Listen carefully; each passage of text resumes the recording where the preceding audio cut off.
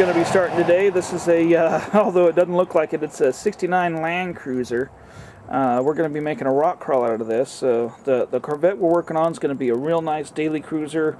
All the creature comforts. This one's going to be made to go out in the woods.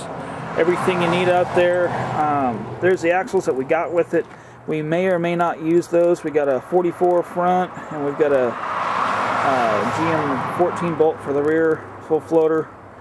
I believe both those were out of a 1 ton, and I really don't know if we're going to use that. We may have a set of Eaton axles that we might use. Then here's the frame. You can see somebody already started it. They put on perches. These cross members weren't originally here. They were going to do a 4-link in it. We're going to do all leaf springs, so all that stuff's coming out. Of course, the frame's sitting upside down. This here's the front of the frame. You can see where they already started doing reinforcements on it. But we'll probably end up boxing this whole thing. They put in their own motor mount perches. Not very well, but they put them in. And we'll show you the body here in a little bit. This way, this thing's got actually less work than the Corvette, if you can believe that. Although the Corvette looks like it's all in one piece. Alright, back inside. These are the tires we'll be using on the Land Cruiser. They're Interco boggers. They're the Super Swamper 3-stage lug. They're 44 by 19.5, and we're running 3/4 ton or 1 ton axles actually. And so they've got 16.5-inch rim, and these things are heavy. They're, I don't know, just guessing about 85 pounds a piece.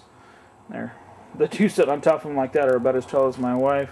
It's just great. We are looking at now, a few days later, on the FJ40 build. That's the frame that we started out with. As you can see, we've got a couple of axles set under it with some nasty ugly looking tires, and we got the tub sitting on top. There's a little bit more damage to the tub than we thought there was. Somebody cut out a hole there that we're going to have to fill, so you get to see us do some sheet metal work here after a while. And we've got a Dana 44 front and a corporate 14 bolt rear just sitting under it. Let's see if I can't get in here where the camera will see it. You can just kind of see there, we just kind of got the spring perches just squeezed up. Boy, it's hard shooting in the shadow here. Just squeezed up underneath the frame, so that way it'll sit there. And then for the fronts, what we have, I cut these. These are 70s GM front spring perches. Normally they went up on the front and they sit on the frame, let's see, kind of like yay, and then they'd go around that. Well, we're going to take, if I can get them to go in here, we're going to take and mount them to the back, to the side of the frame like yay, and we'll end up going around our spring perch. There we go, get you a better shot of it.